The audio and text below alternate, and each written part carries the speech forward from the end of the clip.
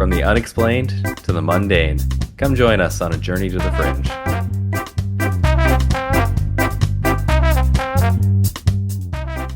Hello and welcome to Journey to the Fringe. Now apparently Orca focused for their listening, hopefully. I don't know. We think. Yeah. Somebody just It's put the a theory. speaker in the ocean, okay? Yeah, our scientists Please. say so. You know what we say? At least 12 more speakers need to be in the ocean by the end of the day or we're quitting this podcast. I say that all the Anyhow, time. I just scream it out loud when I'm Yeah, bored. we just said that before we started recording. We're always That's saying how we it. sync our audio streams. It's so weird. This finally came up on the podcast. Yeah, I don't know how we restrained ourselves for so long. Anyhow, we are your podcast hosts and not orcas, just fans, and hopefully they are fans of us, Taylor and Chelsea. Here today, doing a Chelsea episode, and all I know is that Chelsea had a change of heart in her script. I don't know what it was to or from, but I think she's got an episode. I had many change of hearts, as I always do. It's part of the process, and you got to trust it. We have so many, 40% scripts. Yep. Do I ever have an asshole episode for you and the orcas this week? We are hot off the asshole ranking episodes and also Project Looking Glass. And I think we were all inspired to look at yet another asshole. And I'm reaching way back on this one, even though this man is still going today. A man who I have greatly confused with Stephen Greer.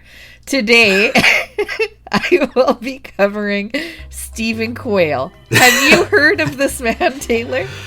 What The do you know name about is him? somewhat familiar. I know he's been on Coast to Coast. Yeah. Because I can distinctly remember the name Quayle coming up. Yeah, and I have consistently confused him with Stephen Greer, so I'm pretty sure you'll get some of the ideas that I threw out there going through this. Okay. Because for a while there, I was convinced that Stephen Greer was this guy.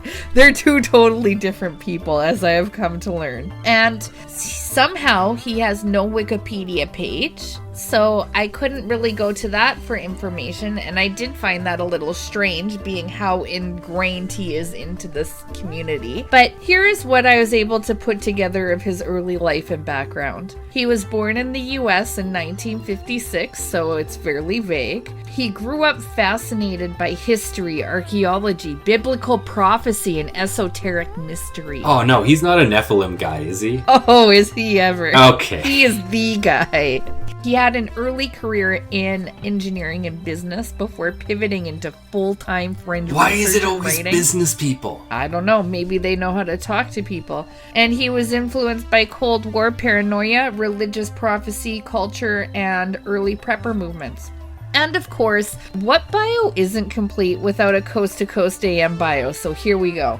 Steve Quayle is a researcher and author of over a dozen books dealing with advanced ancient technology and civilizations. His documentary film production company Gen 6 Productions films the, quote, True Legends, the series, all over the world in search of the lost cities and the giants of history who were the builders of great ancient megalithic structures. Steve is a former talk radio host who has been warning against genetic Armageddon and the end of the human race for decades. He claims transhumanism and the hybrid age is the most dangerous advancement in the technological war against humanity in history. Man, I'm on Gen 6 Productions website. Yeah. And they are really pushing the fear. Oh yeah, just you wait. There's a needle front and center, an atomic bomb, a drought, a tank, and a blurry alien walking towards you. It all checks and out. something called Earth in the crosshairs. And is Gen 6 like a play on Genesis? I feel like it is, but I don't know for sure. It probably is, knowing this Okay. guy. And that is the most on brand I think I've seen for any person in this community. It's that you instantly got that feeling looking at that. His actual website bio was garbage. I would not even call it a bio. It's just a huge list of the books that he's done and a huge buy now button. For what? I'm pretty sure it's the books, but I don't know. I didn't click on it. I don't want to buy anything from him. Oh no, he has a podcast called Q Files? Yeah, he does. Okay. And Okay. he also has this. on his bio on his website, it says the following are some of the more dramatic events Quayle identified long before mainstream news even had a clue, followed by many bullet points I did not want to read because you listening to this episode and what he talks about is going to be enough on the brain. Being all of that all taken in together for his bios, I would just really find that suspicious about him. We don't know his background. It is weird that you can write 12 books and have, like, nothing known about you. Like, I feel like if you've written that many books, you should have a Wikipedia page at least. I know. And he's been on we're going to talk about what he's done. Like, he has a production company.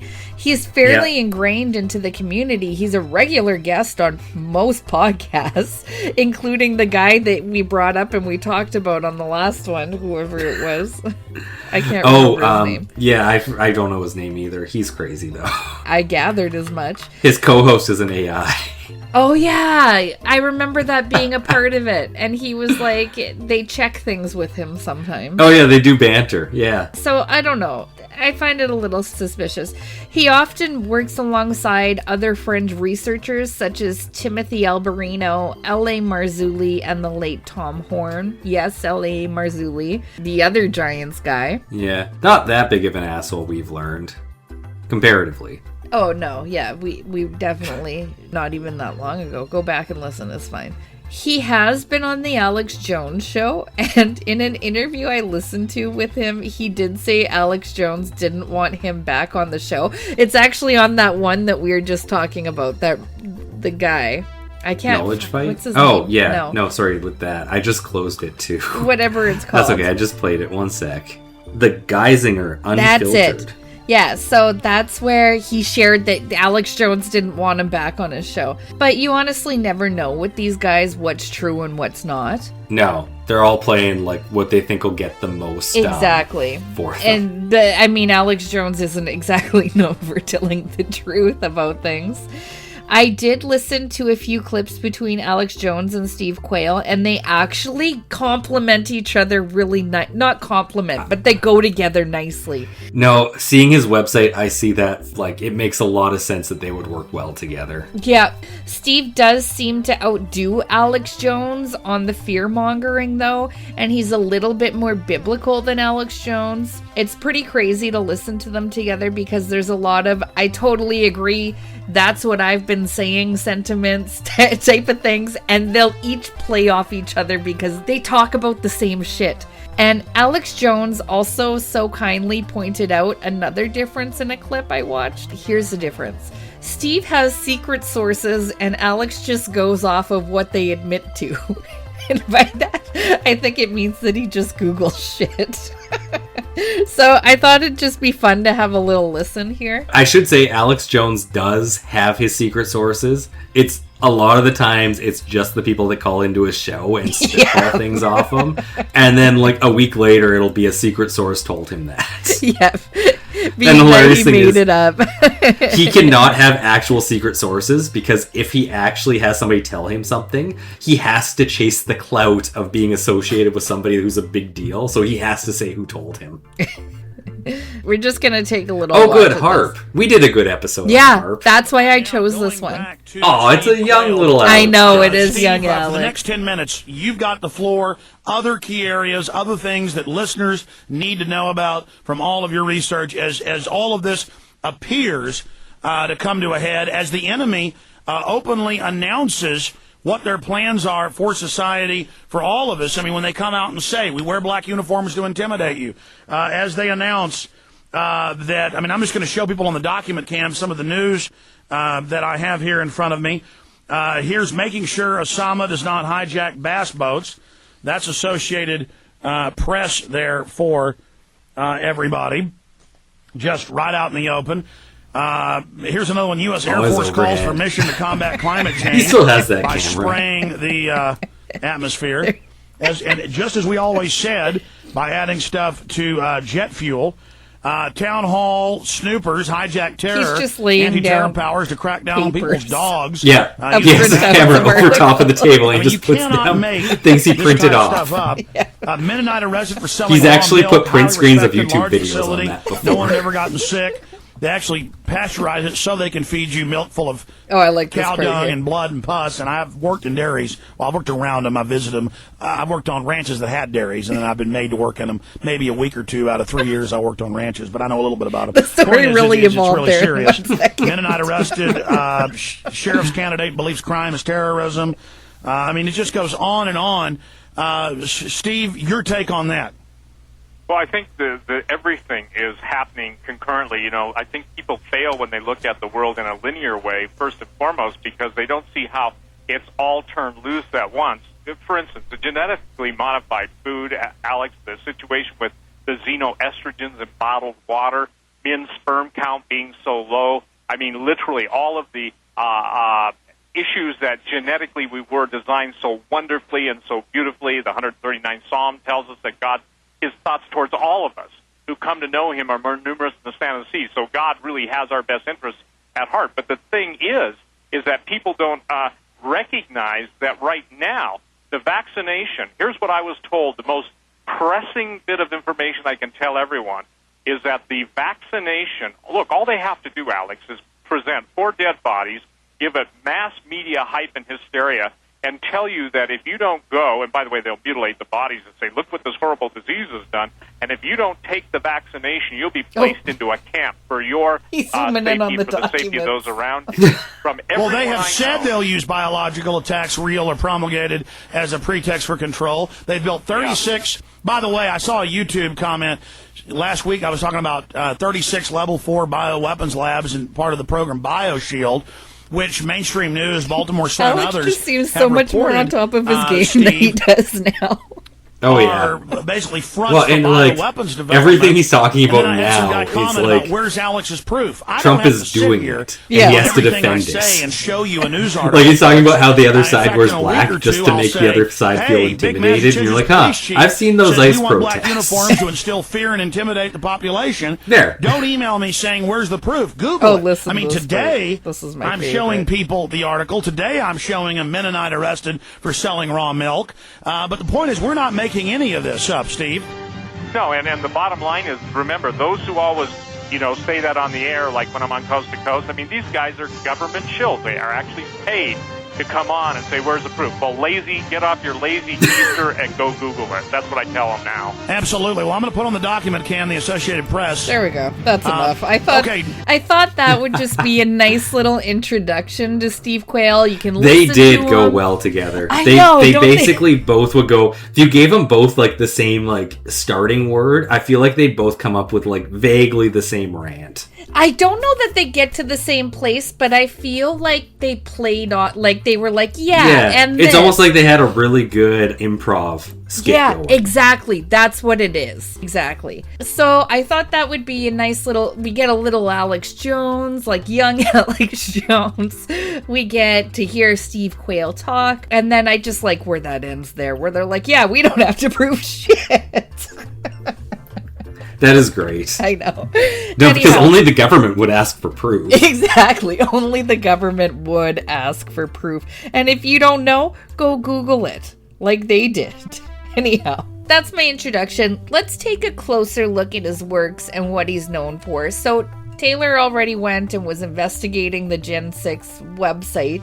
So, he works a lot in giants, and he wrote a book called Genesis 6. He is the giant guy. So I find it funny that he never came up on the Giants of Kandahar episode. Maybe he doesn't talk about the Giants of Kandahar. Maybe I didn't. I don't know. Maybe I did something wrong on my episode. I don't know. I don't have the answers for that at this time. So he is the author of Genesis 6, Giants and Long Walkers. This is his most prominent work of fiction, nonfiction. I don't know. Books.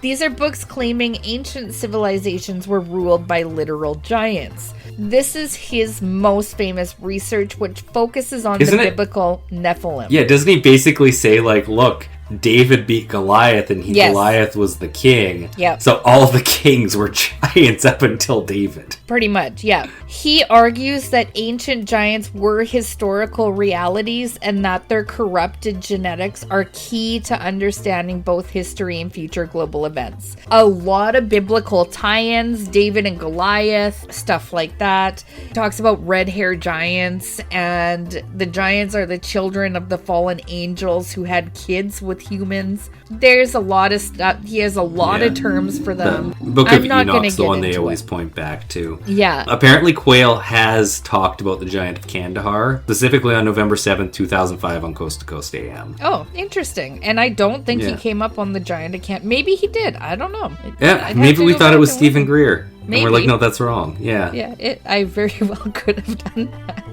I'm pretty sure even on the Stephen Greer episode, I threw out some Stephen Quayle stuff. He claims modern institutions are covering up evidence of these beings. The Smithsonian also an episode. Governments, academia. This book could be yours for a mere $633.80 Canadian on Amazon.ca. I'm going to read a couple reviews because that's what we do. A. Elder gave it 2 out of 5 stars. Title: Some interesting informational tidbits, but mirrored in fundamentalist commentary. This could have been a 4 or 5 star book if the author had refrained from frequently interjecting his Christian fundamentalist opinion. Those looking for historical facts will have to sift through the dogmatic fluff, which can be annoying at times. Phileas Fogg gave 2 out of 5 stars. Waste of money.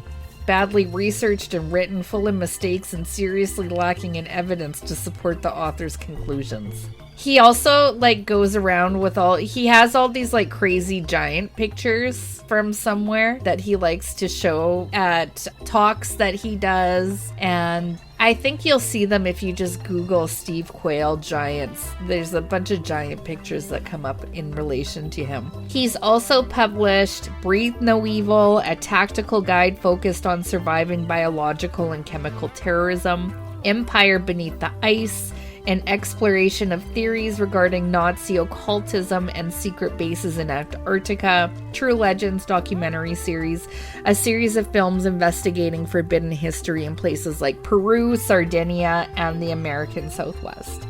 So I think you're probably getting the feeling that he has his hand in a lot of different conspiracies, not just giants. Yeah, I think the needle on the front and center on Gen 6 was my first hint. Yeah, on the website that nobody else could see, but you explained very well. He also has his hand in a great deal of conspiracy broadcasting. In his early career, he served as the editor and publisher of 2 influential survivalist newsletters, Survival Quest and Security and Survival Chronicles. He's a prepper too, from what I gather. Yep. Yeah. Oh, just wait. We're just getting started.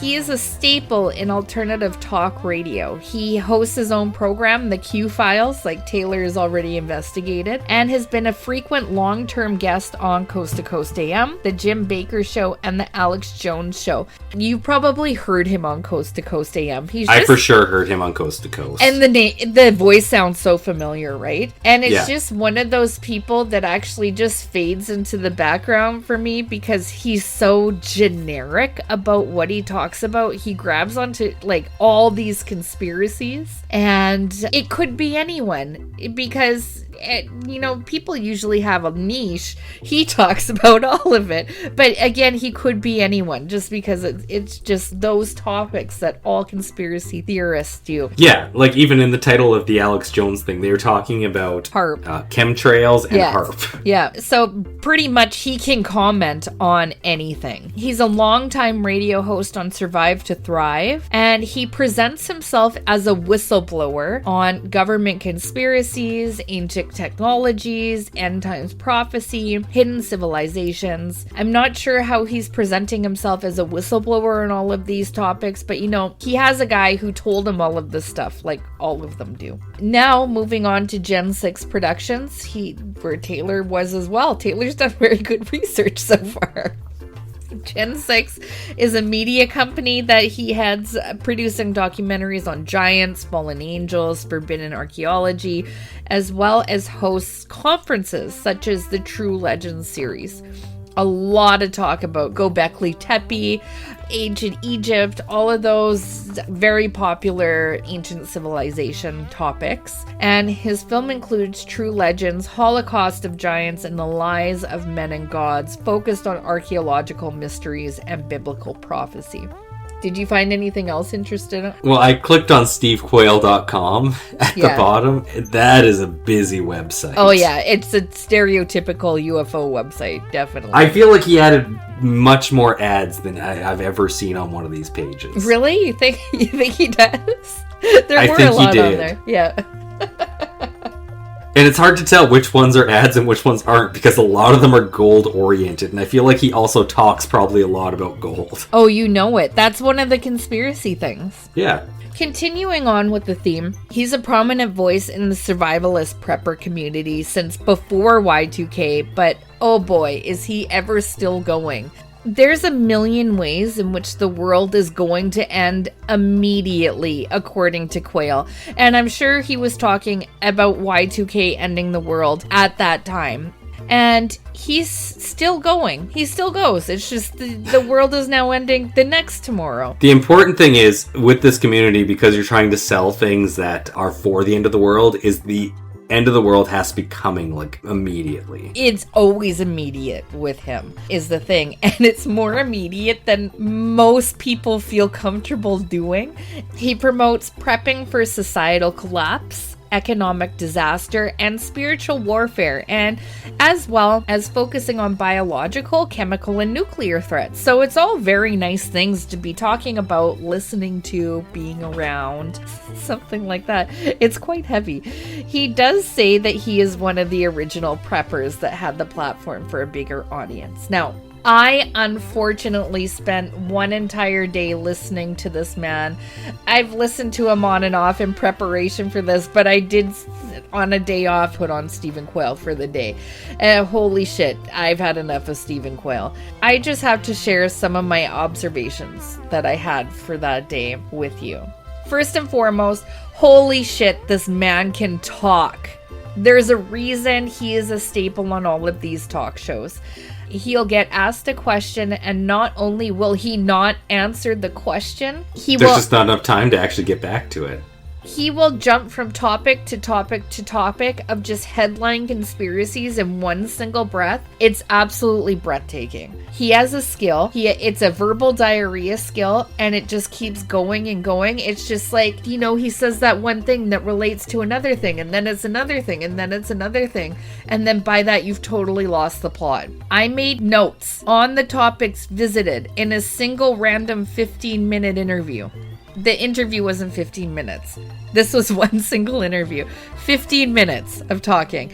And I just need to share with you what he touched on in that 15 minutes.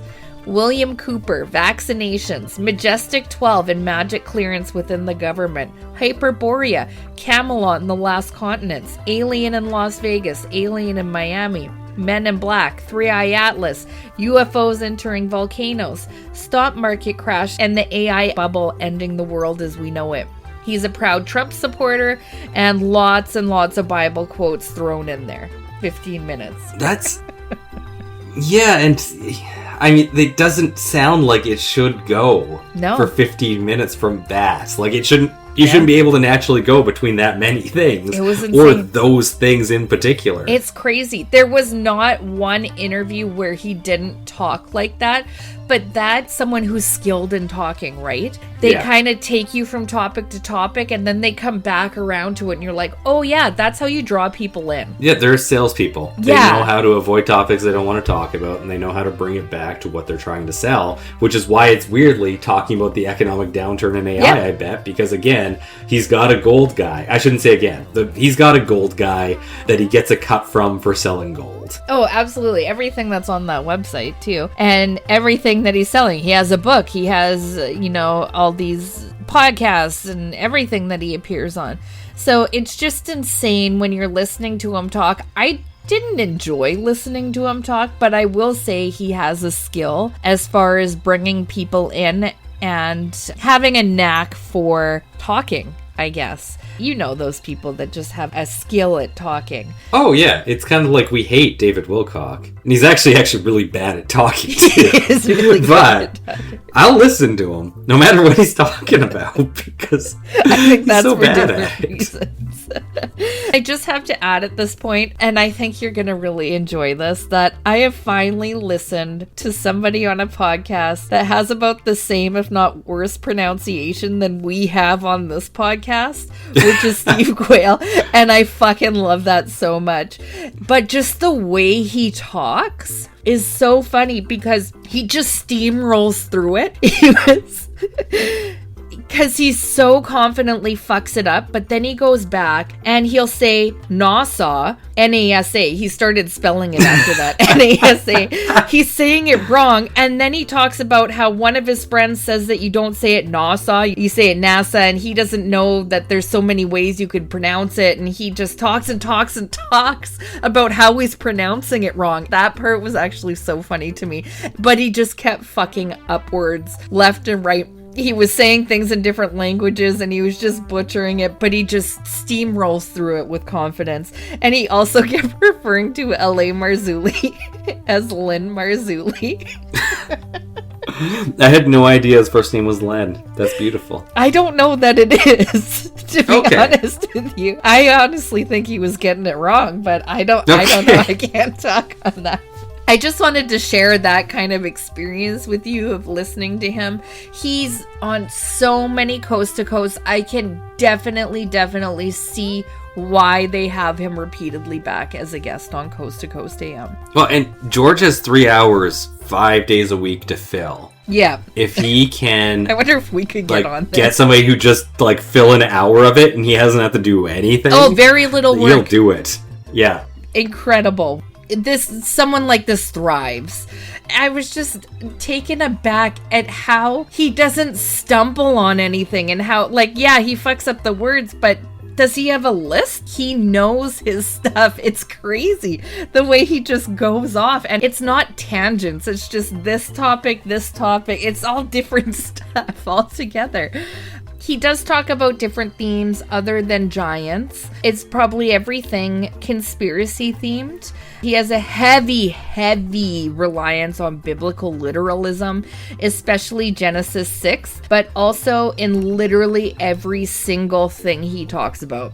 All comes back to the Bible. Fallen angels and the humans they had sex with made giants. He blends ancient astronaut theory, apocalyptic Christianity, conspiracy culture, alternative archaeology, and he uses a tone of urgency. The truth is being hidden. Time is running out. The elites know. I listened to a recent interview and it was all doom and gloom for AI, which I can get behind, but I just love how it was presented. First, it started off with the AI bubble and how everyone's money is invested into AI right now and it's going to create an economic collapse. And somehow it turned into Google running tests and experimenting with AI, and they're stumbling into other dimensions and paranormal entities and giants. And it just gets so unhinged without any examples to be heard of, or where is it coming from? But I guess he doesn't have to prove any of that. No, that's the beautiful thing. Nor can he. He's not an archaeologist either. So he's not going out there looking for anything.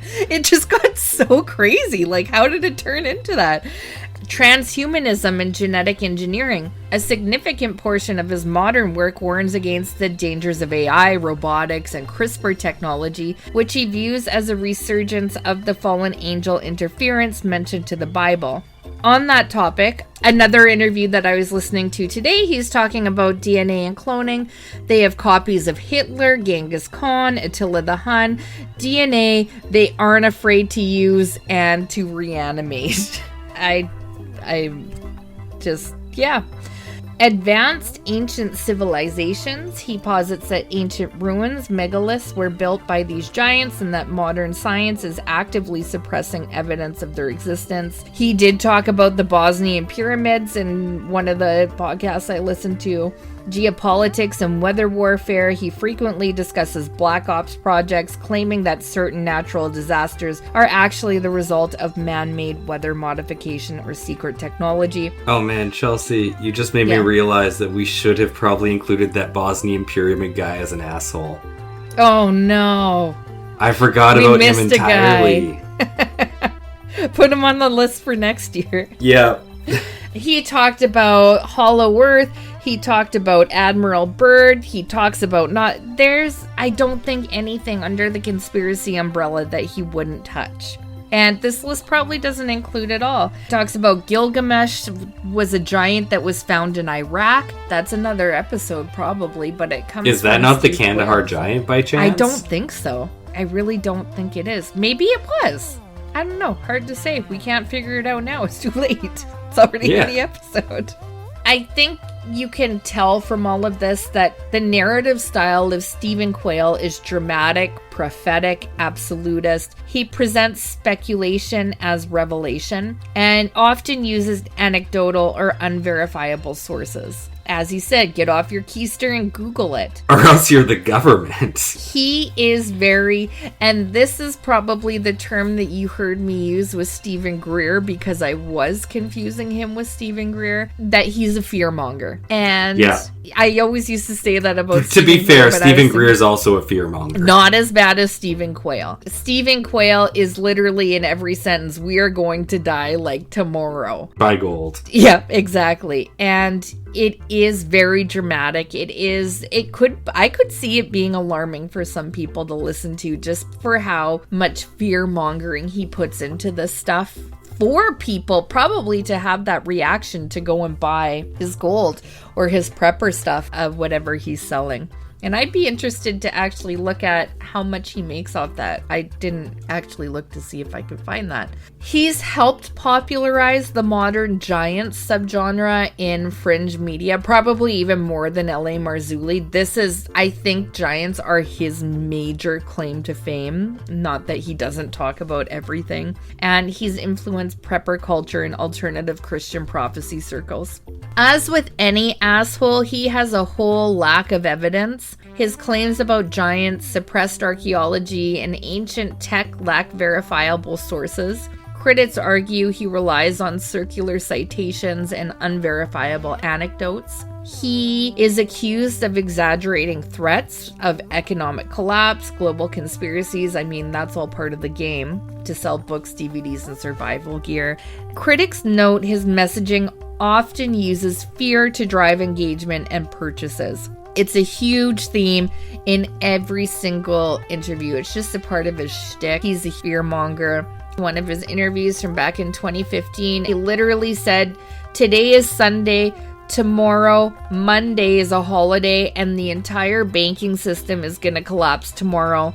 They're going to say to be patient with it. The bank is going to come back online, but it will never come back online." This is literally something still out there from 2015. He literally said, tomorrow, this is going to happen. You gotta love that these guys, because they're fear-mongering so much. Yeah. Like, they don't get punished for being wrong. I know. Because they're speaking to the, a weird agreed-to fear of everybody who's listening to them. So even if they're wrong, it's still justified. Yeah, and you know what? They're in a community that, as far as I'm concerned, at this point, where being wrong doesn't really matter. It doesn't impact you, no, so long as you just don't address it. Exactly. And you'll still get asked back on shows, just because people in the conspiracy community just want to... They want confirmation, and, well, they want two things. In. They want confirmation, and they want somebody who will fill time for their show. That's true, because some of these shows, I mean, there's only so many guests they can get on. Yeah, so the community's weird. His prediction was literally the next day, and here I am in 2026. It didn't age well, obviously, but yet he's still doing interviews, probably saying the same thing to this day, that the world's going to end tomorrow.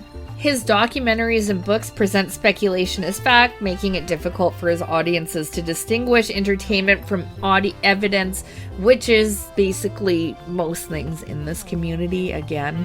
His work is often cited with fringe communities as proof, creating a self-reinforcement belief loop. Again, something very common in this community. Why does he matter at all? I mean, he's definitely serving an audience that just consumes this stuff and wants more of it. He's a bridge figure between Christian prophecy, ancient mysteries, conspiracy culture, survivalism. He helped shape the modern Giants mythos. If Quayle wasn't so heavy into the fear-mongering, I would say that he is the stereotypical conspiracy dude who just spews out all of the buzzwords and the conspiracy theory and fringe community love to hear. So that's Stephen Quayle. What do you think? I mean, he's nothing special. No, he's really not. It's really just not quite, but almost an Alex Jones who didn't have his own radio show. Yeah. And had to rely on other people's shows. He does have it now. He does, but it's still not as big, so he would still have to rely on going on other people's shows. Yeah, that's exactly it. I think the biggest thing that sets him apart as far as being an asshole is concerned is the fear-mongering. And that, to me, I just don't like. I find it gross that that's a part of his sales drive. Yeah, his tactics, and that's that whole thing. Like, gold isn't sold by stability. Gold is sold through fear and changes, like significant changes. Yeah, so I mean, I find that contributes a lot to the asshole factor about him. But yeah, I mean, he's kind of a little bit unremarkable other than that. Yeah, I don't know. He's very clearly like meshed at the very right time. Christianity with conspiracy and prepping. Yeah, like, I think it just it's seems funny. Like it was the perfect timing for that. I think the Christianity works the best for him, not in my opinion. I just mean like towards what he's doing with Giants, but he kind of brings it into anything, and that's also a really off-putting thing about him as well. Yeah. Oh man, yeah. I'm sure you didn't come across it, but I think I should just check. Did he have anything to say about the Smithsonian? Nothing that I actually listened to or looked into actually goes anywhere. It's just like he'll say the Smithsonian, he'll mention, it'll come up, but it's never more than surface level. And maybe if you buy his DVDs or something, maybe he goes into more detail, but nothing ever goes very deep with what he's saying. That's all it is. Nothing is ever research or anything. And nothing goes past the surface level either from that. Yeah. And it's funny how, like, somebody who's cynical can get away with that a little meta and still sound smart. If you're on the positive side of things, unless you're belittling the other side, you have to be able to go at least a little further. Yeah. Wow. And okay. So, yeah, I did want to share something to take us out. This is a recording from Coast to Coast AM, an interview with George Norrie. I just think it's a perfect way to go out. So let me... Oh, I'm still sharing my screen with you. Yep. Okay, so I'm just going to play it. It's titled... Okay. No, I'm not going to share the title. Just listen. Okay. So the reason it's had red hair, this is important. The Giants worldwide seem to have red hair. And I want to make a clarification, George, because I'm getting some emails.